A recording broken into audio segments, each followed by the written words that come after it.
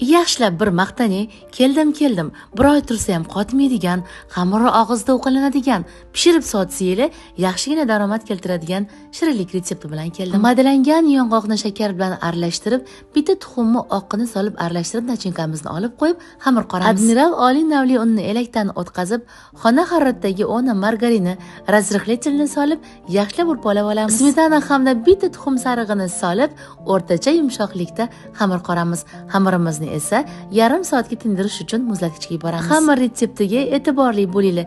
Video tagida to'liq retseptni qoldiraman. Bu pisochniy xamirni proporsiyasi umuman boshqacha.